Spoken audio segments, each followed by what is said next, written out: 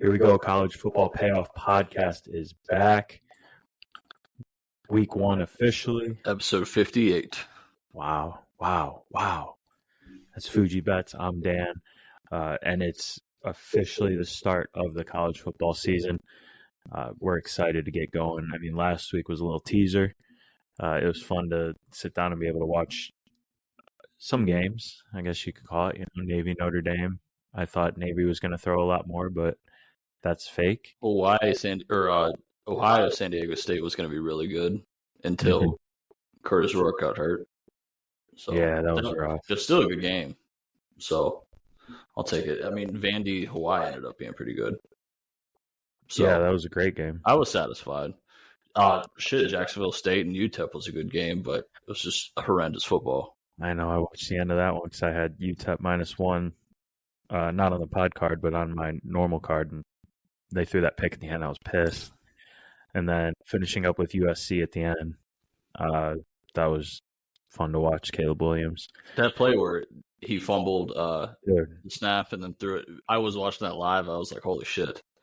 It was ridiculous because, again, it's like the end of the night, and I'm just kind of chilling out, waiting for the – I think that was like we were waiting for the O'Malley fight. Was that last week?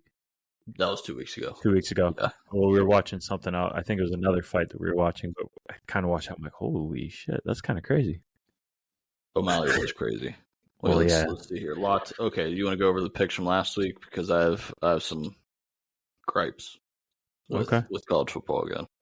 So, all right. Well, real quick for me, or you know what? Go ahead. You start.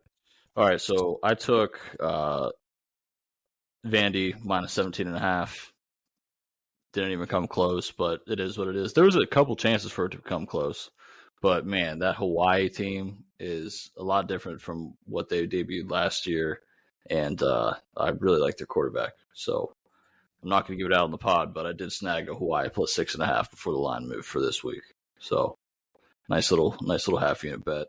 And then La Tech versus FIU. That FIU is obviously, to me, probably the worst team in college football this year. 4 passing yards, 182 total yards, and they still covered. That's just really embarrassing. It took Louisiana Tech to the last 2 minutes to take the lead and win the game. So just really disappointing. 0-2 to start the year. It's not what they like to do to start, but we'll bounce back with week 1 here. I'm feeling pretty good. Yeah, that's pretty tough right there. And then I was 1-1. Yeah, so started off with Notre Dame Navy over 49. I think that finished at 47, 45. Yeah. Again, Navy not doing anything offensively different. I mean, they threw the ball a couple times. I know they had a few passes that were like wide open. The one time they had 2 receivers basically run into each other. That was the first drive they had. But it's okay because it helped us with our under the 0.5 touchdowns. First quarter score team total for Navy. Yeah. So, and then later in the game, they had another one down the field wide open, and the receiver just completely missed it. Yeah, they just couldn't keep up with Notre Dame. Yeah, so that was a loss. But then came back to hit the over 66 with San Jose State, USC. Caleb Williams turned it on. I mean, when he turned around and had that throw where he fumbled the snap and then just unleashed touchdown, I knew right there. I'm like, yeah, this is going to go over. It has to. I mean, he looked well. And then did you see Zachariah Branch, the freshman for USC? Mm-mm. Crazy game. True freshman, had 96-yard kick return, had a receiving touchdown. A lot of people in the media were comparing him to Reggie Bush. Chill out. But seriously, I was watching him. Man, I think he reminds me seriously of Tavon Austin. And he wears number 1. Right. I'm really excited to watch it. If that guy stays healthy, he had 12 rushing yards, 1 rush. He had 4 receptions for 58 yards, 1 touchdown. And then 96-yard touchdown kick return, and then averaged 22 yards per return on for punts. So this guy's awesome. So I'll definitely be looking after him all season. But again, I think USC's defense sucks after that still. Yeah, I agree with that 100%. Maybe it's the first game of the year. But if they don't have shit figured out by the Notre Dame game, you can probably throw all those SC to make the playoff futures away. Yep. So yeah. So as a pot, you had just the one pick, or did you have two last week? I had two. I had the Hawaii, Right, or right. I had Vanderbilt and La Tech. But All right. So thanks, La Tech. 1-1, 0-2. Hey, week 0. It's basically like preseason, right? We got a long season ahead of us, so we do have a lot of football. So let's get right into week 1. Before we start, though, I did want to say something about. Did you notice the running clock? No. Okay. So they said there was 7% less plays were run, like on average, 7% less plays, but it dropped the telecast down 1%. So basically, it's turning into the NFL where it's just commercial after commercial after commercial. That's all it ever was. But everyone was worried about like the over, like, oh man, they're not going to have enough plays. They don't have the stoppage. It didn't really affect it because teams are still going with their running gun. They'll still go hurry up. Yeah, we'll see now that we have a larger sample size of games. We'll see if that actually matters this week. But yeah, I'm definitely staying away from some large totals for the time being. Right. All right. Let's jump into it then. I will start Utah and Florida. All right.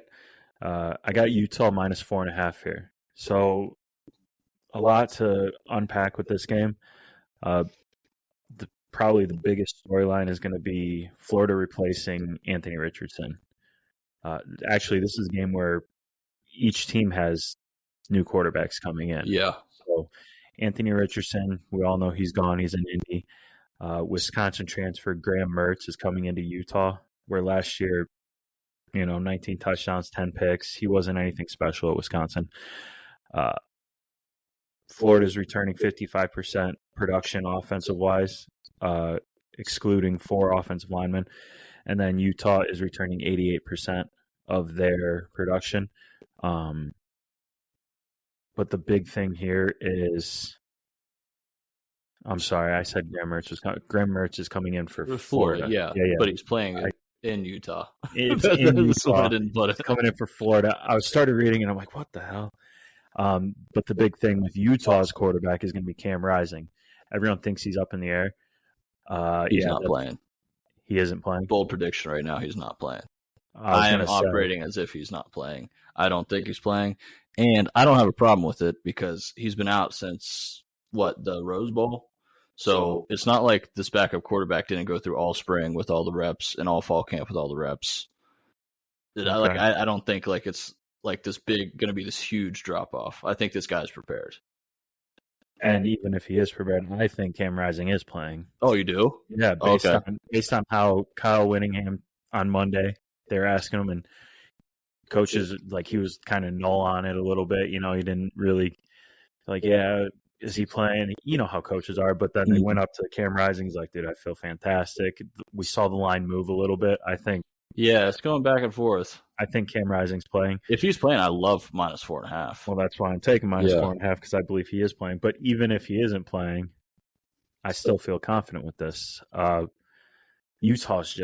think Utah's one of the better teams in the country. Last year, their only loss to a non-top 25 team was to Florida. They led for much of the game, lost it in the fourth, and this being their first game of the year against Florida, if you don't think they remember that and they're going to come back with a vengeance, it's tough to play in Utah. Yeah.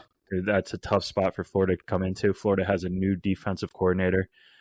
It's an extremely hostile environment, opposite side of the country, at altitude. I don't think Florida can do really well with the altitude. That. Kyle Whittingham, Utah's head coach, said this is the best defense he's ever had. I don't know if that's just talking shit, but he's been at Utah for a long time. So if he's saying that, I don't think he is misleading anybody. I think he's serious about it. So I love Utah's defense this year. And on top of that, the only worry I have with Florida is Graham Mertz going to be better in a system that works for him, like a heavy passing system. I know he wasn't that impressive at Wisconsin, but they never really catered to what his really ability was coming out of high school. So that's the only thing I'm worried about. But it's not like I'm a fan of Billy Napier or anything. I'll probably take this, but just not as an official pod pick. Yeah, I'm making it official. It's about Graham Mertz. We've seen what Graham Mertz does in the Big Ten. And yeah, he's coming into a new system. You got one quarterback if it's Rising playing. Then you have a quarterback who threw basically a touchdown to an interception ratio last year, and the other one in his fourth year in the same system, 3,000-yard season, 26 touchdowns. Utah just does everything right. Fifth in the country in opponents' average field position. Florida ranks middle of the pack last season. They have better quarterback on the field. It's just Utah's at more of an advanced level of their progression under Whittingham. Mm-hmm. I expect this to just be an easy cover. It's a Thursday night game. I originally wanted to look at the over, but I think that Cam, like diving more into Cam Rising actually playing, kind of scared me off a little bit. Yeah. But I'm still confident that Utah covers this game, beats Florida. It's just I've seen Graham Mertz, what he can do. It's not pretty. I'm not a fan of coaching staff over at Florida. So, yeah, Utah -4.5 is my first pick. Good pick. Anything else Thursday night? Oh, let me see. I didn't put any. Hang on, let me check. I'm on my odds site here trying to see because I think I do have one more that's on Thursday night. What is Thursday? The 31st? I took a little bit of Minnesota -7 earlier this week. I was gonna. I think they're just gonna beat up Nebraska's D line. So, okay. Are you against me on that? Well, I'll talk about that at the end. Okay. NC State. So I got NC State -14. Yeah, talk about that game. I really like Brennan Armstrong, and that game looks a lot better at -14 compared to -14.5. So yeah, and I got it at -14. As I'm looking at it right now, I got money line pulled up. But as I'm looking at it right now, I still do see -14 out there. So that's where I'm sitting at. When we look at this, NC State's defensive-minded program, it's built around their defensive coordinators, their linebackers coach, Tony Gibson's, his scheme. But the defense was a top 20 defense unit last year. They allowed 19.4 points, 100 yards on the ground, 325 total in the game. UConn's offense, they struggled for a good part of the last 10 years, I'd say. Right? They've ranked worse than 120th. They were 124th in 2022. It's tough to see UConn having any type of production of positive plays against one of the ACC's best defense. So we talk about the defensive side. NC State's offense, new offensive coordinator, Robert Anae, right? Anae, same thing. To improve a struggling offense.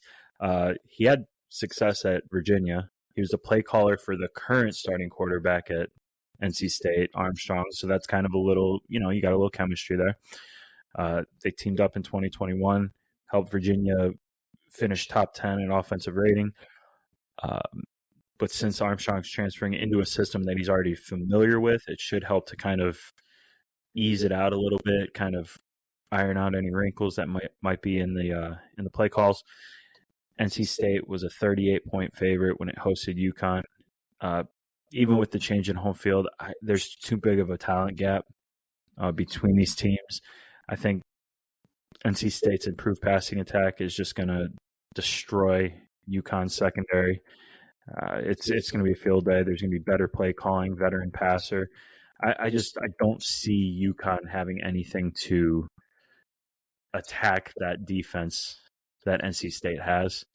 And I'm big on, coaches and quarterbacks with the transfer. The transfer portal is a crazy thing now because you could move, one offensive coordinator could become a coach and bring in a guy who he coached 2 years ago and they kind of know each other already. So it's almost like professional football now. Yeah.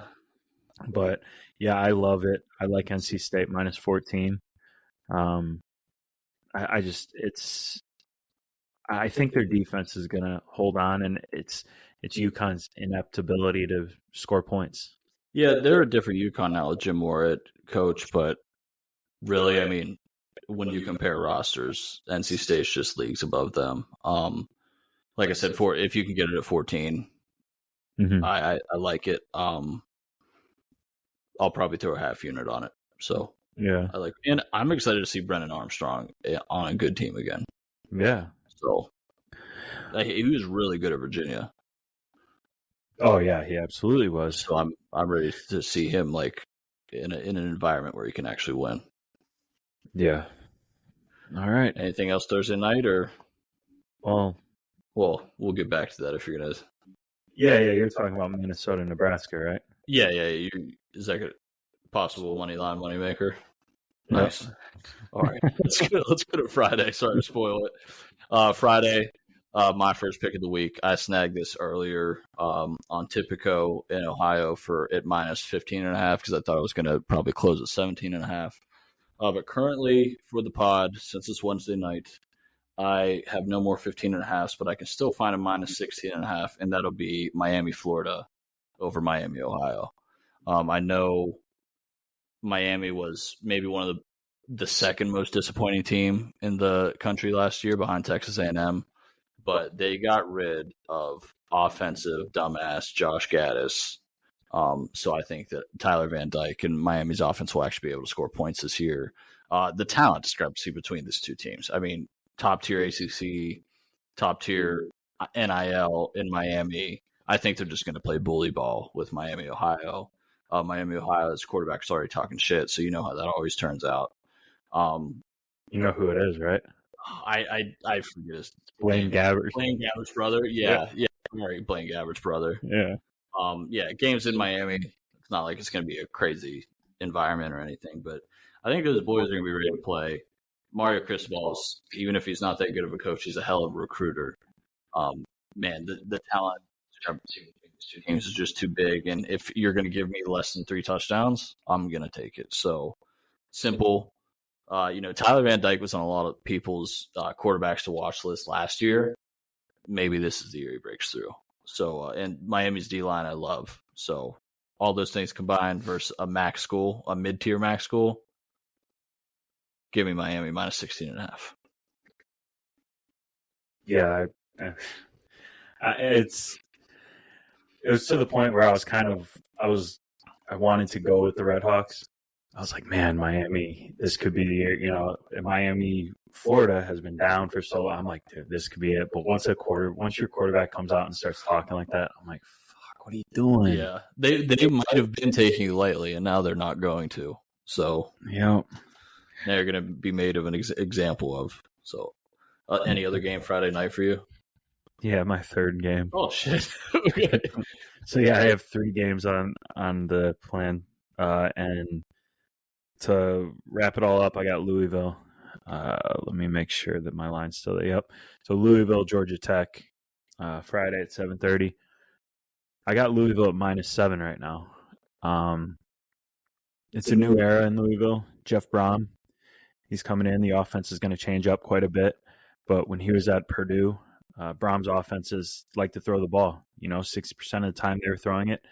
To run his offense, he actually brought in one of his old quarterbacks from Purdue, Jack Plummer, last year at California. He's hit and miss, 78.4 passing grade, 8.8 yards per attempt. Nothing to write home about, but it was a different system. Now he's coming back into his own with a coach that he knew, coach that he played for. He knows the offense in and out. That's humongous for a quarterback coming into a new team. And the pressure is not going to be squarely on his shoulders.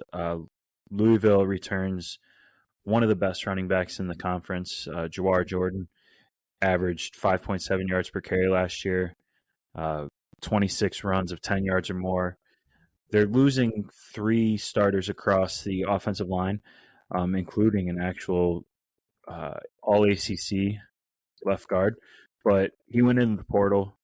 Brom brought in 6 offensive linemen with over 150 combined career starts. So I think having the experience up front is going to help. And if he was able to go into the portal, find who he wants to fit his system with the amount of starts, I think that's a big plus. I think that actually brings up, why Jack Plummer wanted to be there.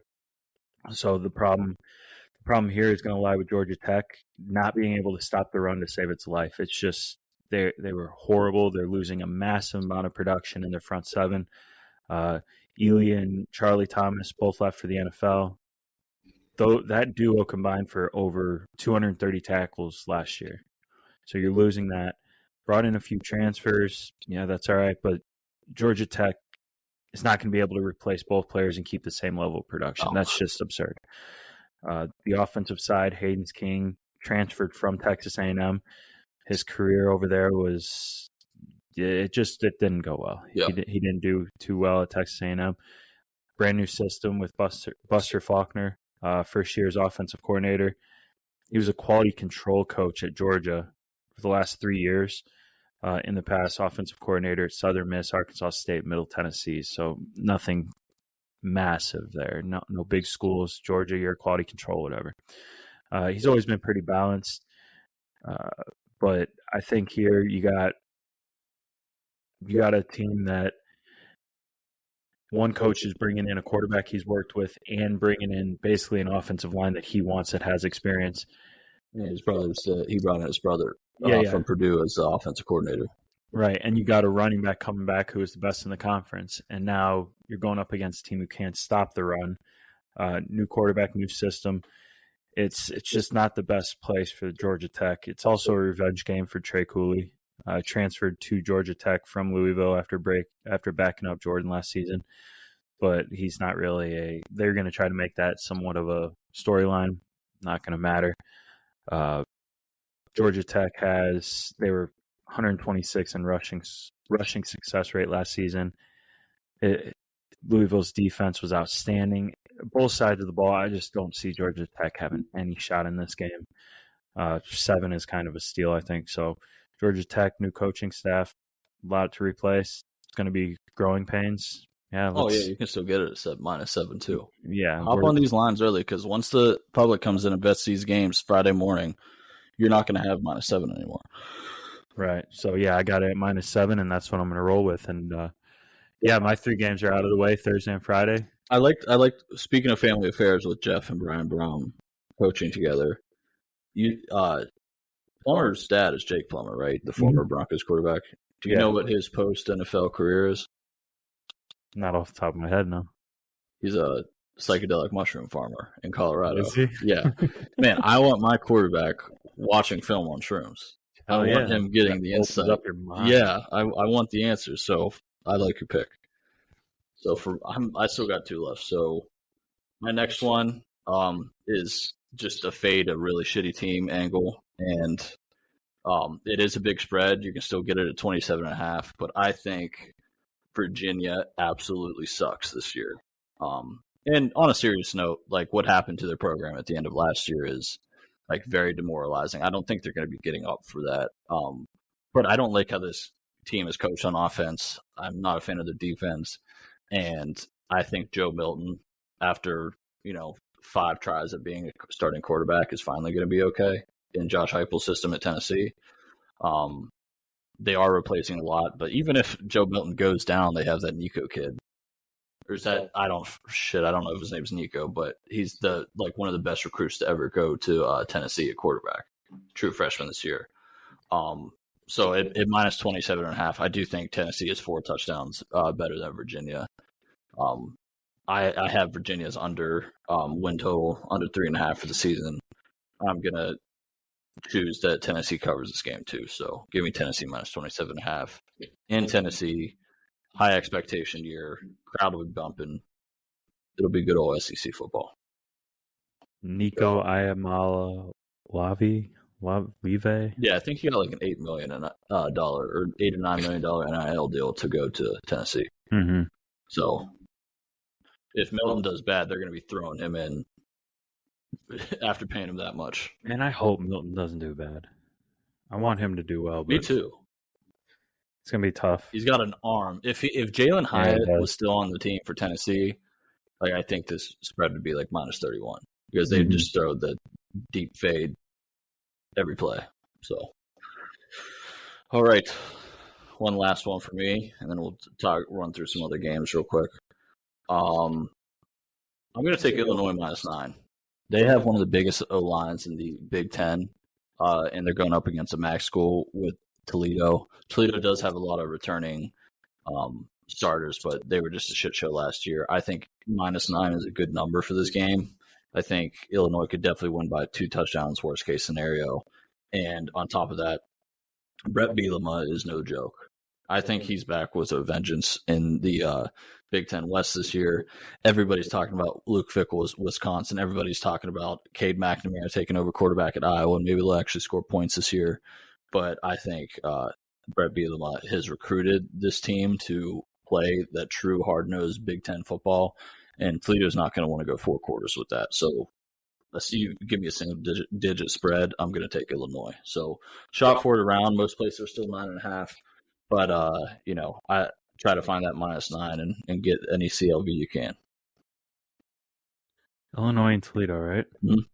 Yeah, I can't find it. Yeah, Toledo's quarterback, DeQuan Finn, he's a great athlete, but he's very injury prone, and there's no coach that has done more or less with more than Toledo's head coach in the MAC conference. I mean, he should have double the MAC championships that he has now. So it is what it is, and I think Illinois is just going to come play hard-nosed football and run it right down the throat whole game. Yeah. And Illinois had one of the top defenses in the country last year, so don't expect Toledo, even with all the returning starters, just to be able to throw it all around the field. Right. I don't like Toledo. Those are my 3, but I got some more to touch on. You wanted to touch on Nebraska, Minnesota? Well, you can go. I mean, if that's going to be a pick for you, let me hear what you're thinking. I mean, I love Matt Rule, so. Yeah, that's it. So the whole thing here is we know what happens at Nebraska last year, right? They started off the season, and we knew Scott Frost was just a joke. Everyone knew it. Yeah, I don't. They're in. Was that in Ireland last year? When they lost to Northwestern, yeah. That was Ireland. How embarrassing was that? I know, that pissed me off, and he's haunted me. I've always wanted to take Nebraska in big spots. He's haunted me. Matt Rule, it's like the savior coming into Nebraska. He pulled Baylor from the depths of hell after all those cases that were thrown against Baylor's team, and how Art Briles just had literally the devil making all of his deals for him down at Baylor. Like that team should have experienced SMU levels of failure. Like once SMU, they were hot on the national championship trail in the 70s and then just got derailed for the next 4 years. That should have happened to Baylor.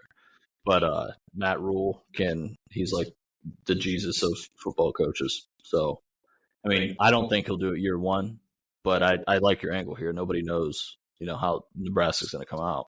And I kind of know how Minnesota is. PJ Fleck's still there, right? Yeah. Oh, yeah.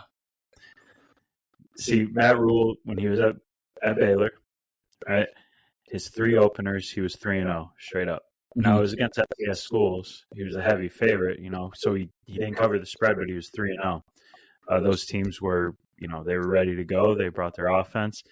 Minnesota, I kind of feel isn't going to be – they're going to think of this as Nebraska. Like, for some reason, PJ Fleck just doesn't strike me as someone who's going to be able to compete with Matt Rule. No. I think Matt Rule is going to come in. He's going to see underdog, right? And when a coach like that sees underdog, I know, PJ Fleck will say, hey, don't give them any material. But if he sees underdog, he's coming in with a roster. He wants to make a splash. Man, they're going to come out firing right off rip. He needs to start making some headway here to get some recruits coming into Nebraska. Man, I have a good feeling. It's just one of those games where I think Nebraska is going to come out. They're going to make a statement. Not saying that they're going to contend for a conference championship or anything like that, but Nebraska fans have been tortured with Scott Frost. I think Rule comes in and gives them a little something to cheer about. They come out with their hair on fire a little bit and punch Fleck in the mouth, and I don't know. I like it. I just like Nebraska. This is just a good ass Big Ten football game. Oh yeah. So if you like Big Ten football, 8:00 on Fox Thursday night. My only worry is Nebraska's size of their D line versus the size of Minnesota's O line. Could be a little bit of bully ball there on the ground. But if it's going to be a slow-paced game and not many scores, who knows? So we are, I think, are probably the only podcast in the country that didn't give a pick out on Colorado TCU, since everybody's obsessed with Colorado. All national media is saying is like, oh, well, all the sharp national media, like in the gambling world, is saying how bad Colorado is going to be this year. You'd still take down to 3.5 win total for the season. And I'm not arguing that. I just don't think they're going to be as bad as everyone's saying. Maybe they only win 4 games still, but it's not like, everybody has all the shit to say about Dion. It's really like Dion, although he is a show and he is a spectacle, and you're doing a lot of things that you don't see in championship programs with the social media and the NIL and the Twitter names on the back of the jerseys, and like all that's a distraction. Dion's a CEO. Like, he'll make the calls in the game that he needs to, but the people that he's surrounded himself in the program, the coaches, are actually very good coaches. Like the offensive coordinator being the head coach of Kent State last year, like that guy's a really, really good coach. Shador is a really, really good quarterback. I don't think that Colorado's going to beat TCU by any means, but I will be looking for a Colorado first half line. TCU lost a bunch of players to the NFL. They lost an active game. And they're probably not riding too high after coming off the national championship beating that they took. Although I think they will win the game. I think Colorado might jump scare them a little bit right in the beginning. So I'll be searching for a Colorado first half line. Hopefully it's around 12.5. Well, I'm glad that you're not going full game, because I have little to no faith probably in Colorado in this game. First of all, it starts with it's you can call Dion a CEO. He's building a brand, but man, when some of these stories start coming out like early in the year, and I think this kind of got glossed over, where guys were tweeting out basically saying how they were treated when Dion showed up. Mm-hmm. It was basically Dion would come in and tell these guys like, "Yo, get the fuck out! Like, you don't even have a chance. Get out of here." But he wasn't. He was saying he was bringing in his stuff. You got fights on the team. I don't think he has the talent. I think he's jumping in from what FCS level school, basically. Yeah. You know what I'm saying? And TCU, let's not forget, TCU was in the national championship game. Yeah, they beat Michigan. Like, they weren't a bad team. I just think they lost too many. Like, too many parts. And on top of that, like, Colorado's team is way different than they were in the spring. I think Colorado's biggest problem is they're too deep. The second that somebody goes down on the first string offensive line, defensive line, I think they're going to be exposed. Major 2 players deep. Yeah, 2 players. Like, once they get to their backups, I think they're screwed there. So, I like a little first half action. I was going to say, because if you think if you think they were deep, like TCU is a veteran team. They are. Yeah. They have people. They have to a back good them up. coach. They have a good program. Like, I could see Colorado scoring like their first possession. Yeah. And maybe that's all I need. If they can get up 7 and TCU slow to start and then ends up getting 17 points first half. Yeah, and that's why I'm glad that you're doing it, because to win this game, I just don't. I see Colorado having a very, very rough year. I'm not buying into the hype with Dion. I think he did well at his level last year. Mm-hmm. He has to prove himself at this level this year. And, bringing the players he brought. Yeah, he brought, who's that tight end? Was the tight end from that Travis? Oh, you mean the two-way player, Travis? Two-way, yeah. Yeah, no, he'll be playing corner and wide receiver. That's my 400-1 ticket for Heisman. You know how hard that is to do? Travis Hunter's that guy? I don't know. And I don't think it'll be a full-time thing. I think he'll play defense I think he'll play where they need him the most, whether that's offense or defense. And then if they see somebody actually absolutely struggling, or if maybe he'll get like 2 or 3 series on the other side of the ball, is kind of what I'm thinking. Yeah, and it's a team. For me, it's just veteran group from TCU you can replace as guys start to come through, and then you're basically playing a team again of all transfer students. They've been together for basically the spring. I just don't see it. But let's hope that first half goes goes to plan, I'm staying as far away from that as possible. If anything, I'm going to turn it on to watch the spectacle that is. It feels almost like you're watching Bishop Sycamore. Yeah. So we'll see. I should watch that documentary. I haven't yet. Speaking of documentaries, watch that. Skip Swamp Kings. I hate Swamp Kings. Yeah. And then I watched the Manziel one, and I hated that too. But I love Johnny Manziel. So, well, he just showed how inept the Browns were. That's for another day. So just running through a couple more of these games, if for everybody out there, not official picks, but probably things I'll do. If the West Virginia line ticks at 21.5 or plus 21.5, I'll probably have a small bet on West Virginia. Michigan, I'll probably take. Oklahoma, if it stays at minus 35. Iowa dropping from minus 25.5 to minus 23.5 has me worried that Cade McNamara is not going to play. Let's keep going through these. Do I have any other possible bets? I'm just going to stay away from Ohio State. We're going to stay away from Wisconsin. Stay away from Ohio State because, they named a starting quarterback, but you have no idea what you're going to get with these two. It's such a different style of football that they've been playing that it's until Aaron Nolan gets here, we have no idea what's going on with that offense. I was actually looking for. I just watched his high school game last week. Aaron Nolan. Oh yeah, little lefty, Mike Vick action. Not bad. I was looking at the under in the Kent State game, under 57.5, Kent State UCF. That was one that caught my eye, and then also in that game, I would probably take Kent State plus the 35.5. Yeah, I just don't know what to think of Kent State. I think that 35. I mean, 35.5 is just ridiculous. That's 7. Wait, that's 5 touchdowns. And at that point, if they're up 5 touchdowns, I can feel like you're not going to keep your starters in, stuff like that. That's too many points for me. So Kent State definitely looking at the 57.5 though. Any upsets you see on the board? I think this is Sam Houston State's first game in FBS at the FBS level, or maybe they're coming next year. I don't know. They're 20-point underdogs to BYU. I think there's a chance that Sam Houston State wins that game. Wow. Favorite game of the week, obviously LSU Florida State. Really excited for that one. Clemson Duke will be good Monday night too. And then I just have something to say about season-long bets. Went over some last week, but I added some this week. I added more to my Brock Bowers for Heisman position. That's at 70-1. So if you want to get a little action on that, if you're in Ohio, Tipico Sportsbook, you can still find a 70-1 on Brock Bowers Heisman. And then biggest futures bet that I have all season is an interesting one. You can still get it at DraftKings for minus 115, and it is Michael Penix Jr. over 3,750.5 yards passing this year.